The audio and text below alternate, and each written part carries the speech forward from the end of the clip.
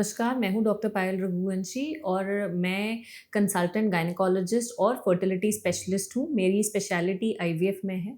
तो मैं आज आपको जो सबसे इम्पॉर्टेंट या सबसे सर्च करते हैं, जो पेशेंट्स बहुत परेशान होते हैं कि आईवीएफ का एक्चुअल कॉस्ट क्या होता है, क्यों आईवीएफ इतनी महंगी प्रोसीजर है और क्या इससे कॉस्ट से जुड़े जो हिडन कॉस्ट हैं, क्या-क्या पूरा खर्चा आता है और वो क्यों आता है, ये एक्सप्लेन करूँगी इस वीडियो के माध्यम से। तो अगर यदि हम आईवीएफ की बात करें, तो इसमें क्यों हर सेंटर अलग-अलग खर्च बताते हैं। जगह के हिसाब से भी आईवीएफ में खर्चे में डिफरेंस आता है। तो सबसे पहले तो हम ये जानेंगे कि एक्चुअली आईवीएफ में प्रोसेस कितने होते हैं। तो सबसे पहला प्रोसेस जो होता है आईवीएफ के लिए एक स्क्रीनिंग होता है, जिसमें हस्बैंड और वाइफ के कुछ टेस्ट होते हैं। सारे टेस्ट यदि आईवीएफ के पहले होने होते हैं, तो लगभग वो 8 से 10 हज़ार में सारे टेस्ट हो जाते हैं। इसके अलावा जब हम आईवीएफ की तरफ जाते हैं, यानी जब हम आईवीएफ साइकिल प्लान करते हैं, तो क्या वो कैटेगरी होती है और किस में ज़्यादा खर्चा होता है। तो हम इसको भी 2 में डिवाइड कर सकते हैं। एक होते हैं फिक्स्ड चार्जेस, जो आईवीएफ लैब के होते हैं। फिक्स्ड चार्जेस से एक होते हैं वेरिएबल चार्ज, यानी कि इसमें ऊपर नीचे पेशेंट के हिसाब से हो सकता है। वो होते हैं आईवीएफ स्टिमुलेशन, यानी जो अंडा बनाने के लिए, जो फॉलिकल्स को डेवलप करने के लिए जो इंजेक्शंस लगते हैं, गोनाडोट्रोपिन के इंजेक्शंस लगते हैं, वो एक वेरिएबल खर्चा होता है। वो patient to patient wise differ करता है। तीसरा खर्चा होता है जो होता है एम्ब्रियो ट्रांसफर के बाद, मतलब जब आपको एम्ब्रियो ट्रांसफर कर दिया जाता है, उसके बाद 14 से 15 दिन की मेडिकेशंस होती हैं और उसके बाद प्रेगनेंसी आने के बाद थोड़ी सी मेडिसिन ज़्यादा समय के लिए चलती हैं, तो उसका खर्चा होता है। हम बात करेंगे आज प्री आईवीएफ और आईवीएफ के खर्चे के बारे में। तो जैसा मैंने बताया, प्री आईवीएफ में सारे इन्वेस्टिगेशंस कुल मिला के 8 से 10 हज़ार में हो जाते हैं, इससे कम में भी हो सकते हैं। अब आईवीएफ पे करें तो जो गोनाडोट्रोपिन इंजेक्शंस होते हैं, यानी कि वो हार्मोन के इंजेक्शंस जो फॉलिकल डेवलप करने के लिए दिए जाते हैं, वो 2 तरीके के इंजेक्शंस होते हैं। एक होते हैं यूरिनरी गोनाडोट्रोपिन्स, एक होते हैं नई टेक्नोलॉजी से बने हुए रिकॉम्बिनेंट गोनाडोट्रोपिन्स। यानी ये जो होते हैं ये अल्ट्रा प्योर फॉर्म के होते हैं, इंपोर्टेड होते हैं, यूरिनरी गोनाडोट्रोपिन से बेटर क्वालिटी के होते हैं। तो यदि आपको यूरिनरी गोनाडोट्रोपिन्स लगते हैं, तो उसका खर्चा थोड़ा कम होता है as compare to recombinant gonadotropins. अब ये किस पे डिपेंड करता है, किसी महिला को कितना डोज का इंजेक्शन लगना है, वो इस बात पर निर्भर करता है कि महिला की सबसे पहले एज क्या है, उनका ओवेरियन रिजर्व यानी एएमएच कैसा है, और उनका बीएमआई यानी वेट के मुताबिक, हाइट के मुताबिक वेट कितना है। जितना ज़्यादा वेट होता है पेशेंट का, उनको डोज ज़्यादा लगता है। यदि किसी महिला का वेट कम है तो हो सकता है उन्हें डोज कम लगे। दूसरा, क्या पेशेंट की क्लिनिकल कंडीशन है। कभी कभी कुछ पेशेंट्स में डोज ज़्यादा लग सकता है या फिर आईवीएफ का स्टिमुलेशन लंबे समय तक चल सकता है। जनरली स्टिमुलेशन का जो समय होता है वो 9 से 13 दिन का होता है लगभग। किसी पेशेंट में 9 दिन, किसी पेशेंट में 12 से 13 दिन लग सकते हैं। तो यदि अगर हम नॉर्मल बीएमआई या नॉर्मल वेट के हिसाब से बात करें, तो basic dose of injection 300 international unit से स्टार्ट होता है। तो यदि आप यूरिनरी गोनाडोट्रोपिन्स लगवाएंगे तो 300 यूनिट के हिसाब से यदि आप रोज वो इंजेक्शन लेते हैं, तो हर एक इंजेक्शन का कॉस्ट 4 से 6 हज़ार रुपए के बीच में होता है। तो यदि वो 10 दिन तक आपको लगता है, तो यहीं आपका इंजेक्शन का कॉस्ट 60 से 70 हज़ार रुपए बन सकता है।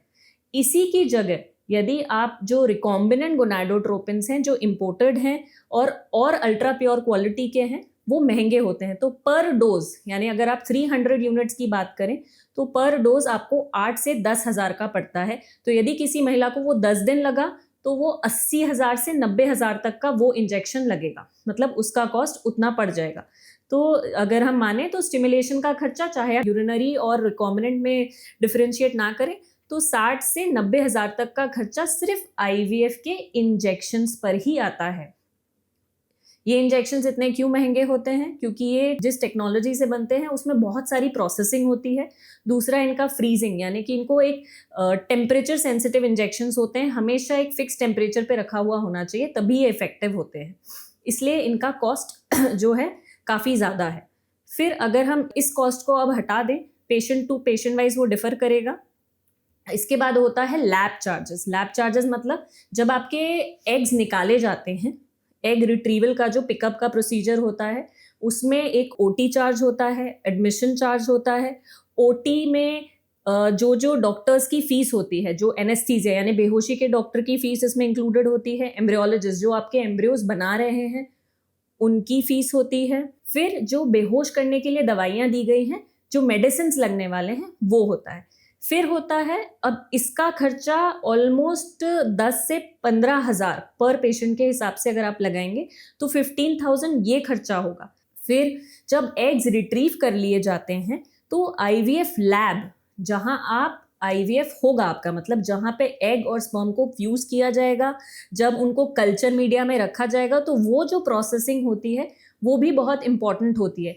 आईवीएफ में जो भी चीज़ें हैं, यानी कि डिस्पोजेबल यानी जो पिकअप नीडल होती है उसका खर्चा, फिर जो कल्चर मीडियम मतलब जिसमें एम्ब्रियो ग्रो करता है वो मीडिया, वो सारा एक बार ही यूज़ किया जा सकता है। मतलब वो डिस्पोजेबल आइटम है, एक पेशेंट के अलावा दूसरे पेशेंट पे यूज़ नहीं कर सकते हैं। तो इसलिए हर एक चीज़ जो है वो वन टाइम यूज़ ही होती है। तो उसका जो खर्चा है, पूरा लैब का खर्चा आप मिलाएं तो कम से कम इसमें भी 50 to 60,000 का कुल मिला के, जिसमें ओटी चार्जेस, ओटी एडमिशन, सुबह से लेके शाम तक जो पेशेंट एडमिट होते हैं, जो उनको फ्लूइड्स लगते हैं, दवाइयाँ लगती हैं, और लैब का खर्चा इसमें इंक्लूडेड होता है। तो ये जो खर्चा है वो अगर हमारी यूनिट की बात करें तो उसमें 55 to 60,000 का खर्चा इसमें भी होता है।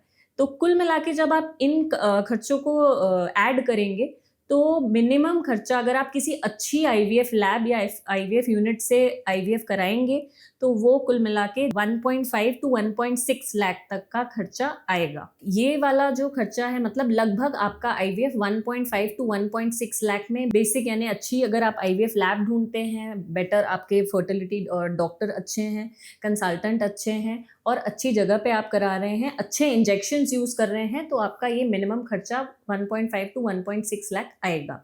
अब आईवीएफ के बाद अब इसमें मरीज ये भी जानना चाहते हैं कि क्या इसमें मेडिसिन इंक्लूडेड होंगी, क्या इसमें ब्लड टेस्ट इंक्लूडेड होंगे। हमारी यूनिट में हम जनरली आईवीएफ के टाइम पे 2 से 3 बार ब्लड टेस्ट करवाते हैं, वो इसमें इंक्लूडेड नहीं होते। उनका आप लगभग खर्चा मानिए 4 से 5,000 का खर्चा उसमें लगता है। जब आपका एम्ब्रियो ट्रांसफर होता है उसके बाद कुछ 10 से 15 दिन की दवाइयाँ प्रिस्क्राइब होती हैं, वो दवाइयों का खर्चा भी 7 से 8,000 आता है, जो इस आईवीएफ के प्रोसेस में इंक्लूडेड नहीं रहता। तो कुल मिला के आपकी दवाइयाँ, आपकी मेडिसिन और आपके ब्लड टेस्ट इस खर्चे में इंक्लूडेड नहीं है। तो आप जब भी आईवीएफ कराने जाएंगे, आपका बेसिक खर्चा जो पहले आपको फर्टिलिटी असेसमेंट के लिए लगता है 8 से 10,000, बेसिक अगर हम नॉर्मल 10 दिन के स्टिमुलेशन की बात करें तो इंजेक्शंस का खर्चा 60 से 90,000, डिपेंड करता है पेशेंट का फैक्टर क्या है। लैब का चार्जेस जो हैं वो फिक्स चार्जेस हैं, जो 55 to 60,000 रहते हैं।